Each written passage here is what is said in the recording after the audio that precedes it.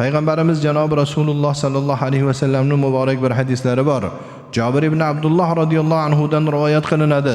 Rasul akram sallallohu alayhi va sallam aytdilarki, "Al-majalisu bil amanah." Majlislar omonat. Har qanday majlis omonat bo'ladi. Yana Rasul akram sallallohu alayhi va sallam aytadilarki, bir kishi gapirdi, keyin o'ng chapga qarab qo'ydi. Mana shu omonatdir.